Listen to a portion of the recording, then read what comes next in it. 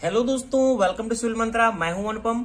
आज दोस्तों हम डिस्कस करेंगे ओपन कॉइल हेलिकल स्प्रिंग के बारे में कि ओपन कॉइल हेलिकल स्प्रिंग होती क्या है और इसका इक्वेशन कैसे फाइंड करते हैं, इसमें डिफ्लेक्शन क्या होता है, सारी चीजें हम दोस्तों डिटेल से डिस्कस करेंगे। तो आइए दोस्तों स्टार्ट करते हैं। जैसे दोस्तों मैंने क्वेश्चन भी कंसिडर किया हुआ है कि derive an equation for the deflection of an open coil helical spring subjected to axial load. जब हमारा ओपन कॉइल हेलिकल स्प्रिंग में एक्सियल लोड लग रहा है तो उसमें जो डिफ्लेक्शन प्रोड्यूस होगा वह कितना होगा और उसकी इक्वेशन क्या होगी, ये हमें क्या करना है, सॉल्व करना है। ऐसा हमारा क्वेश्चन कह रहा है कि डिराइव करना है। ठीक है, तो पहले हम जान लेते हैं दोस्तों कि ओपन कॉइल हेलिकल स्प्रिंग होती क्या है। ओपन कॉइल हेलिकल स्प्रिंग आपने पढ़ा होगा, ये क्लोज कॉइल हेलिकल स्प्रिंग आपने पढ़ा होगा। अगर आपने देखा होगा जो ओपन कॉइल हेलिकल स्प्रिंग में क्या होता है, जो इसके टर्न होते हैं ना, कंसेक्यूटिव टर्न होते हैं दोस्तों, गैप होता है, इनका गैप जो है बहुत ज्यादा होता है। और क्लोज कॉइल में इसके कंपेरिजन में उनका जो गैप होता है, कंसेक्यूटिव गैप से हमारी इस तरीके से स्प्रिंग होती है, तो इनका जो गैप होता है ना बहुत ही कम होता है। अगर तो वो हमारी कहलाती है क्लोज कॉइल हेलिकल स्प्रिंग। और ओपन कॉइल में क्या होता है, इनका गैप जो होता है बहुत ही ज्यादा होता है। और एक चीज और होता है, जो इनका हेलिक्स एंगल होता है वो 10 डिग्री होता है, यानी 10 डिग्री से ज्यादा होता है। जो हमारे ऐसे ऐसे हेलिकल स्प्रिंग हमारी होती है, तो जो इसके टर्न बनते हैं ना, एंगल बनता है जिसे हम कहते हैं हेलिक्स एंगल, वह हमारा क्या होता है, ज्यादा होता है 10 डिग्री। ओके, यानी 10 डिग्री से ज्यादा होगा तो हमारी जो स्प्रिंग है वह हमारी कहलाएगी ओपन कॉइल हेलिकल स्प्रिंग। ये तो हो गई ओपन कॉइल हेलिकल स्प्रिंग के बारे में। अब हम बात करते हैं कि हम कैसे फाइंड करेंगे इसका डिफ्लेक्शन क्या होगा। ओके, देखो तो दोस्तों मैंने फिगर कंसीडर किया हुआ है। यह हमारा क्या है, एक ओपन कॉइल हेलिकल स्प्रिंग है। इस तरीके से इसका क्या है, गैप ही बहुत ही ज्यादा है। ओके, तब हम क्या कर रहे हैं, इसमें एक्सियल लोड लगा रहे हैं W, तो इसमें डिफ्लेक्शन जो प्रोड्यूस होगा, डिफ्लेक्शन क्या होगा वह हमें फाइंड करना है। तो देखते हैं, मैंने फर्स्टली D मान लिया, डायमीटर ऑफ द स्प्रिंग है। जो हमारा स्प्रिंग है इस तरीके से होती है, इस तरीके से बनी होगी। तो ये जो इसका डायमीटर है ना स्प्रिंग का पूरे, वो मैंने मान लिया D है। R हमारा क्या है, मीन रेडियस है, this is the mean radius. And P pitch हमारी क्या होती है, जो दोनों कंसेक्यूटिव टर्न होते हैं उनके बीच का डिस्टेंस है, ये हमारी पिच हो गई, pitch of the spring. N हमारा क्या है, नंबर ऑफ द टर्न है, जो हमारे नंबर ऑफ द टर्न हो रहे हैं स्प्रिंग में। और G हमारा मॉडुलस ऑफ रिजिडिटी है, जो स्प्रिंग में रहेगी। जब हम लोड लगाएंगे तो मॉडुलस ऑफ रिजिडिटी भी तो होगी स्प्रिंग में। ठीक है, और W हमने कंसीडर कर लिया, जो हम एक्सियल लोड लगा रहे हैं। ठीक है, तो हम देखते हैं कैसे से हम सॉल्व करेंगे। अगर हम देखें तो अगर हम इस पोर्शन को बात करूं इस पोर्शन के लिए, तुम्हारी स्प्रिंग इस तरीके से कुछ मूव कर रही है, इस तरीके से। तो मैंने क्या किया, एक स्मॉल कंसीडर कर लिया, यहां से एक पोर्शन को ऐसे ये कंसीडर किया, ये मैंने यहां कंसीडर कर लिया आपको समझाने के लिए। ओके, ये हमारा क्या रहा है, W लग रहा है, ये डिस्टेंस हमारी R है। यानी इसमें क्या होगा, ट्विस्ट होगा, ट्विस्टिंग प्रोड्यूस होगी, टार्क प्रोड्यूस होगा, और क्या होगा, मोमेंट भी प्रोड्यूस होगा। और किसकी वजह से, इस WR की वजह से। ओके, तो जो हमारा अल्फा एंगल प्रोड्यूस हो रहा है, ये क्या हो रहा है, दो कंपोनेंट में डिवाइड हो रहेगा। ये जो WR की वजह से जो हमारा ट्विस्टिंग प्रोड्यूस हो रहा है स्प्रिंग में, ये दो कंपोनेंट में डिवाइड हो रहेगा। एक हमारा हो जाएगा T, this is the T, WR cos alpha, this is the T। और एक हमारा हो जाएगा M, जिसको मैंने लिखा है WR sin अल्फा। ठीक है, दो कंपोनेंट में डिवाइड हो जाएगा, एक ट्विस्टिंग के लिए, एक उसका जो बेंडिंग मोमेंट प्रोड्यूस कर रहा है। ओके, वो भी किसकी वजह से, W की वजह से, जो हमारा WR लग रहा है। ओके, तो ये पॉइंट आपको ध्यान रखना है, T equal to WR cos alpha हो जाएगा, और जो नेक्स्ट हमारा कंपोनेंट होगा वो होगा M WR sin अल्फा।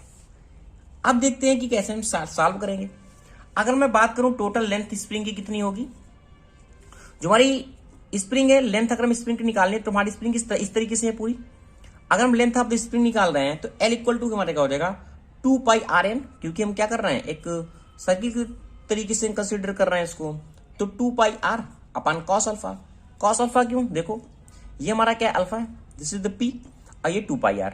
तो इस तरीके से 2πR अपन cos अल्फा हो जाएगा पूरा। अगर हम इसको लेंथ को निकालना है, एक एंगल इसको कंसिडर किया cos के अकॉर्डिंग। ठीक है, तो मैंने इसको cos अल्फा लिख दिया, क्योंकि पूरे हमें क्या करना है, लेंथ को कंसिडर करना है कि हमारी स्प्रिंग की पूरी लेंथ कितनी होगी। ओके, N क्या है, नंबर ऑफ द टर्न है, इसलिए N से क्या किया, इसको मल्टीपल कर दिया। तो इस तरीके से हमारा 2πR एन अपन कॉस अल्फा आ जाएगा, और कॉस को हम सेक लिख सकते हैं, तुम्हारी लेंथ जो आ जाएगी वह आ जाएगी 2 pi R N sec alpha. यहां तक कोई भी प्रॉब्लम नहीं है। अब हमें पता है कि हमारी जो बेंडिंग इक्वेशन क्या होती है। बेंडिंग इक्वेशन हमारी होती है M upon I sigma upon y, हमने पढ़ा है ऑलरेडी। तो हमें क्या करना है, यहां सिग्मा की वैल्यू फाइंड करनी है, सिग्मा की वैल्यू। तो सिग्मा एम इंटू वाई अपान आई। एम हमारा क्या है, बेंडिंग मोमेंट है। बेंडिंग मोमेंट को हमने क्या अभी फाइंड किया, जो हमारा टार्क कंपोनेंट पे डिवाइड हो रहा था, W R sine alpha, this is the W R sine alpha. Y y equal to क्या हो जाएगा, डी अपान टू, जैसे कि हम डिस्टेंस कंसीडर करते हैं तो डी अपान टू आ गया। I this is the moment of inertia circle के लिए, तो पाई अपान 64। ओके देखो, पाई अपान 64 एंड डी की पावर 4। यहां तक आपको कोई भी प्रॉब्लम नहीं है। इसको हमने सॉल्व किया, 2 है 64 32 हो जाएगा, ये 32 W R sine alpha upon pi D cube. यानी हमारे सिग्मा की वैल्यू यहां से मिल गई कि हमारा सिग्मा की वैल्यू अगर हमें फाइंड करनी है इस स्प्रिंग के लिए, किसके लिए, ओपन कॉइल के लिए, तो हमें ये फॉर्मूला याद रखना है। ओके, बट हमें फाइंड क्या करना है, डिफ्लेक्शन को आगे देखते हैं। ठीक है, ये तो हमारा हो गया बेंडिंग मोमेंट के लिए। अब देखो इसमें टार्क भी प्रोड्यूस हो रहा था स्प्रिंग में, जैसा कि अभी क्वेश्चन मैंने दिखाया था आपको, टार्क भी है टी। तो टॉर्क के लिए, ट्विस्टिंग के लिए हमारा इक्वेशन क्या होता है, टी अपान जे जी थीटा अपान एल। ये भी हमने ऑलरेडी पढ़ा हुआ, ड्राइव किया इक्वेशन। तो मैंने यहां से थीटा को निकाला, वैल्यू थीटा को ट्विस्टिंग एंगल के लिए, तो हमारा टी एल जी अपान जे हो जाएगा। अब टी की वैल्यू में ऑलरेडी हमने फाइंड किया, टी इक्वल टू कितना हमारा था, T equal to W R cos alpha था, कॉस अल्फा, जो हमारा दो कंपोनेंट में एंगल हमारा ब्रेक हो रहा है डब्ल्यू आर की। ठीक है, तो ये हो गया W R cos alpha into the L into L G और जे, यहां से मैंने इसको कंसीडर कर दिया। ठीक है, अब हम एक रिलेशन को फाइंड करते हैं। जैसे कि हमें पता है M upon I equal to E upon R होता है, ई अपान आर होता है, और हमारा जो ट्विस्टिंग एंगल है ना, twisting angle phi equal to L upon R, हम ऐसा लिख सकते हैं। ये में भी हमने डिराइव किया है ऑलरेडी की इक्वेशन। तो 1 अपान आर यहां से अगर हम फाइंड करेंगे तो थीटा अपान एल हो जाएगा, five upon L, sorry five upon L हो गया। ठीक है, तो एम अपान आई यहां 1 अपान आर की रेडियस ऑफ कर्वेचर के लिए हम पुट करें वैल्यू, तो हम क्या लिख सकते हैं, E and phi upon L. ठीक है, अब हमें M upon I equal to क्या मिल गया, ई फाइव अपान एल मिल गया। ठीक है, तो यहां से ट्विस्टिंग एंगल हमारा कितना निकलेगा, फाइव इक्वल टू, अगर हम ट्विस्ट, फाइव हमारा क्या ट्विस्टिंग एंगल है, तो फाइव इक्वल टू क्या हो जाएगा, एम और एल और आई इंटू ई। ये हमारा क्या है, ये हमारा क्या है, जो हमारा फाइव है, जो हमने फाइव को कंसिडर किया है, ये हमारा क्या है, एंगल ऑफ द ट्विस्ट है। ये हमारा क्या हो गया, angle of the twist. Okay, यहां तक आपको समझ में आ गया। अब हमें फाइंड क्या करना है, कि फाइंड करना हमारा डिफ्लेक्शन कितना हमारा प्रोड्यूस होगा पूरी स्प्रिंग पे। तो देखते हैं हमारा नेक्स्ट जो है, ये देखो नेक्स्ट, जैसे कि मैंने कंसीडर किया हुआ, अगर हम स्ट्रेन एनर्जी की बात करें तो हमारा स्ट्रेन एनर्जी जो हमारी स्टोर होगी बॉडी पे, वह कितनी होगी, जितना हमारा टोटल वर्क डन होगा स्प्रिंग पे। तो इस तरीके से जो हमारी इक्वेशन हो जाएगी, टोटल वर्क डन अपान हमारा क्या हो जाएगा, जो टोटल हमारी एनर्जी प्रोड्यूस हो रही है, एक हमारी टॉर्क के कारण हो रही है टी के कारण, और हमारी दूसरी हो रही है बेंडिंग के कारण एम के कारण। ओके, तो दोनों को क्या किया मैंने, उस वर्क डन के इक्वल कर दिया। तो वर्क डन क्या होगा, 1 upon two work into displacement, तो 1 upon two T into theta and 1 upon two M into the phi. Okay, this is the twisting angle and second is the bending moment, okay, angle of the bend.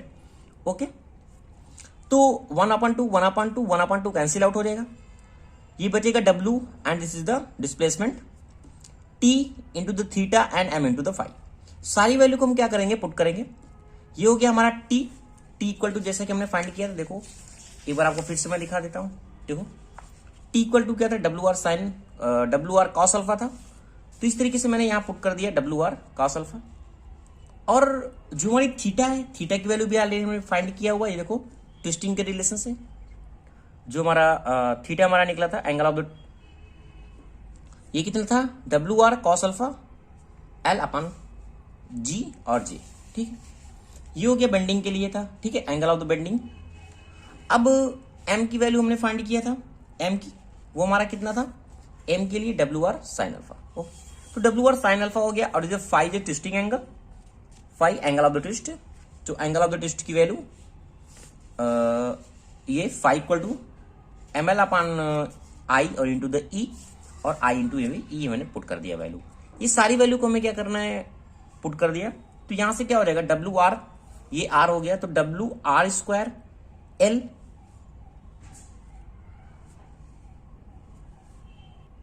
इतना क्या हो गया, common हो गया। ये हमारा बच गया cos square alpha, cos and cos, cos square alpha upon G और J plus sine square alpha and E into the I. क्या करेंगे, सारी वैल्यू को पुट करते हैं, W R square, this is the L, L. अभी देखो L की वैल्यू ऑलरेडी हमने फाइंड किया, जो लेंथ ऑफ द स्प्रिंग था।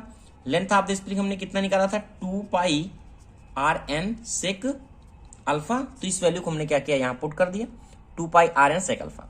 ये हमारा कॉस स्क्वायर अल्फा हो गया। J G and J, J is polar moment of inertia होता है। तो यहां से हमारा जो इसका वैल्यू निकलता है पाई अपॉन 32 डी की power 4। Sine square alpha E and the I pi 64 and D की power 4। This is moment of inertia, ठीक है। This is polar moment of inertia, this is moment of inertia. W R square, this is W R square 32 and 64। इसको हमने क्या किया, solve किया। तो इस तरीके से हमारा जब एलसीएम लेंगे पूरा, ये हमारा आएगा 64 डब्ल्यू आर क्यूब, क्योंकि आर स्क्वायर है, यहां भी एक आर है, तुम्हारा बनेगा R cube N sec alpha upon D की पावर 4। ये हमारा हो जाएगा cos square alpha upon G and plus 2, क्योंकि 32 है 64 है, तो 2 sine square alpha upon E. तो इस तरीके से हमारा जो डिफ्लेक्शन है वो हमारा पता चल गया कि हमारा जो ओपन कॉइल के लिए है, ओपन कॉइल के लिए हमारा स्प्रिंग के लिए जो हमारा डिफ्लेक्शन होगा वो हमारा कितना होगा, ठीक है। तो हमारा जो ओपन कॉइल के लिए हमारा जो डिफ्लेक्शन होगा वो होगा, इक्वेशन हमारी जो फाइंड होगी 64 W R cube N sec alpha upon D की power 4 and cos square alpha upon G plus 2 sine square alpha upon E. ये तो हो गए हमारे पूरी इक्वेशन हो गई। अगर हमें यही फाइंड करना है for close coil helical spring के लिए, तो हमें क्या करना है, जो हमारा अल्फा होता है ना, हेलिक्स एंगल है, वो अल्फा को क्या करना है, हमें 0 पुट कर देना है। अल्फा इक्वल टू हमें क्या करना है, 0 पुट कर देना है। तो हमारा जो क्लोज कॉइल के लिए हेलिकल स्प्रिंग के लिए हमारा जो डिफ्लेक्शन प्रोड्यूस होगा वो होगा 64 W R cube N upon G D की पावर 4, क्योंकि सेक 0 की वैल्यू 1 हो गई, कॉस के लिए ये भी पूरी वैल्यू 1 हो गई, ये हमारा 0 हो गया, इसलिए हमारा फाइंड हो गया 64 W R cube N upon G D की पावर 4। अगर आपने मेरा डेरिवेशन देखा होगा क्लोज कॉइल हेलिकल स्प्रिंग के लिए, तो वहां मैंने डिटेल से बताया हुआ है कि हमारा जो डिफ्लेक्शन प्रोड्यूस होगा क्लोज कॉइल के लिए, वो हमारा फॉर्मूला जो निकल के आता है फाइनली वही आता है 64 W R cube N upon G D की पावर 4। तो thank you watching this video दोस्तों। आपको कैसा लगा वीडियो दोस्तों, कमेंट सेक्शन में जरूर बताएं। चैनल को लाइक करें, शेयर करें और कमेंट करें।